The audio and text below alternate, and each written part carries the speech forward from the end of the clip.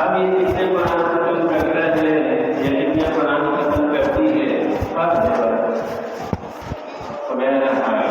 میں یہی بات کرتا ہوں کہ رمضان کے اندر ہماری توجہ اس طرف ہوتی ہے کہ ہم یہ کام کر لیں، حالانکہ جن کاموں کے نہ کرنے کا حکم ہے ان کی طرف ہماری توجہ نہیں ہوتی کہ ان کاموں کو نہیں کرنا، اور رمضان کے اندر تو خاص طور پر ان کاموں کو نہیں کرنا۔ تو رمضان کے بعد ہی ہمارا امتحان ہے استطاعت۔ کسی نے مثال دے دو کہ رمضان کے اندر 30 قرآن ختم کر لیے تو یہ تو اس کی کرامت ہوئی کہ اس نے رمضان میں 30 قرآن ختم کر لیے، یہ اس کی کرامت ہوئی ہے۔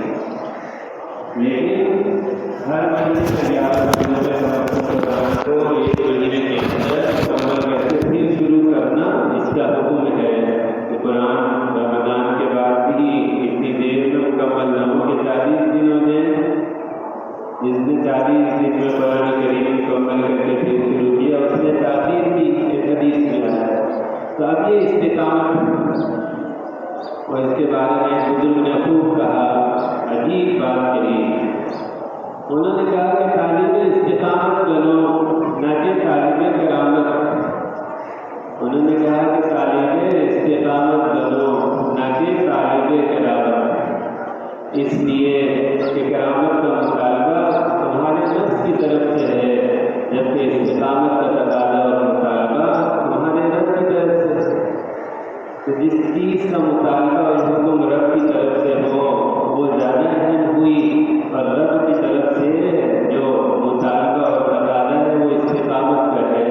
احب الاعمال الی اللہ ادومها وان قل، اللہ تعالیٰ کے نزدیک سب سے زیادہ پسندیدہ عمل وہ ہے کہ جو دوام کے ساتھ ہو، ہمیشگی کے ساتھ ہو، مسلسل ہو، پابندی کے ساتھ۔ فرمایا وان قل، اگرچہ وہ عمل تھوڑا ہو۔ آپ صلی اللہ علیہ وسلم کی حدیث سے پتہ چلا کہ وہ تھوڑا عمل کہ جو ہمیشگی کے ساتھ ہو، پابندی کے ساتھ ہو، اس بہت زیادہ عمل سے زیادہ اللہ تعالیٰ کے نزدیک محبوب ہے کہ وہ زیادہ عمل کہ جس کے اندر استقامت ہو۔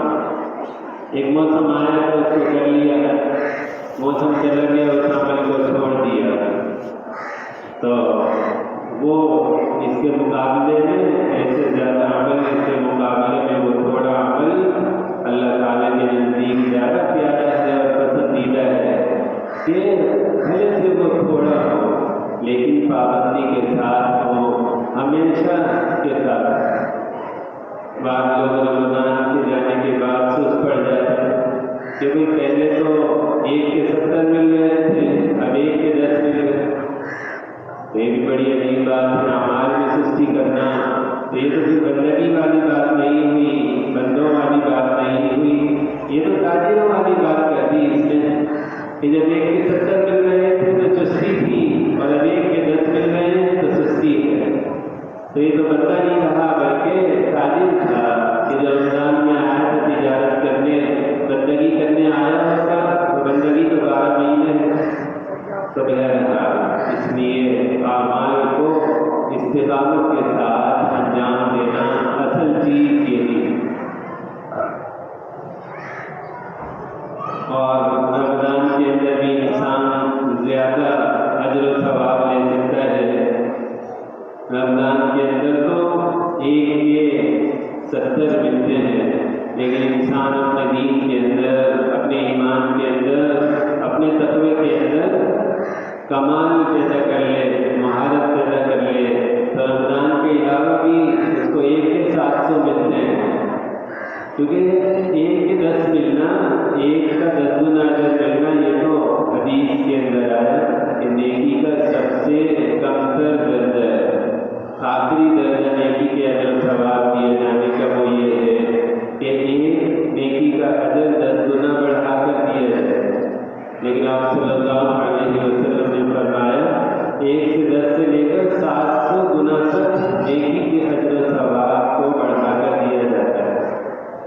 جس کا جیسا دینداری ہوتی ہے، جس کا جیسا تقویٰ ہوتا ہے، کو 10 گنا سے زیادہ بڑھا کر ملتا ہے. اور بعض لوگ ایسے بھی ہوتے ہیں ان کو ان کی نیکی کا اجر جو ہے وہ 700 گنا بڑھا کر دیا جاتا ہے.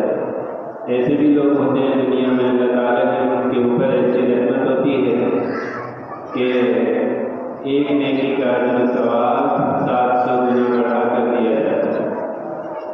اسی لیے زیادہ عمل کرنے والے کو اللہ کے رسول علیہ السلام نے عابد الناس نہیں فرمایا، بلکہ لوگوں کے اندر سب سے بڑا عبادت گزار اور عابد کس کو فرمایا؟ رسول اللہ صلی اللہ علیہ وسلم نے اتق المحارم تکن عابد الناس یہ بات فرمائی کہ تو حرام باتوں سے بچ، وہ لوگوں کے اندر سب سے بڑا عابد بن جائے. آج کل تو رمضان میں کوئی 30 قرآن ختم کر لے تو لوگ سمجھتے ہیں بڑا عابد ہمیں 30 قرآن ختم کیے. لیکن اللہ کے رسول علیہ السلام کیا کہتے ہیں کہ جو حرام باتوں سے بچے گا وہ سب لوگوں کے اندر سب سے بڑا عابد بن جائے. حرام باتوں سے بچنے سے کیا ہوگا؟ ایک تو اس کی نیکیاں ضائع نہیں ہوں، ورنہ جنوں کی غیبت کرتا ہے آپ کی نیکیاں ان کو دیتا رہتا ہے اپنی دوسرے لوگوں کو. تو حرام باتوں سے بچنے میں ایک فائدہ چاہیے اسے کہ نیکیاں ضائع نہیں ہوتی انسان کی، اور حرام باتوں سے بچنے میں پھر یہ فائدہ ہوتا ہے کہ نیکی کا اجر 10 گنا سے بڑھا کر 700 گنا تک زیادہ دیا جاتا ہے.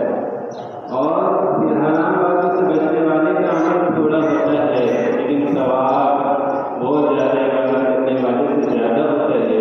اسی وجہ سے اللہ کے رسول علیہ السلام کی بات غلط نہیں ہو سکتی. فرمایا اتق المحارم تکن عابد الناس، تو حرام باتوں سے بچ جا تو لوگوں کے اندر سب سے بڑا عابد بن جائے گا، عبادت گزار بن جائے گا. تو بہرحال اللہ تبارک و تعالیٰ ہمیں رمضان مبارک کے بعد بھی اعمال صالحہ میں استقامت اختیار کرنا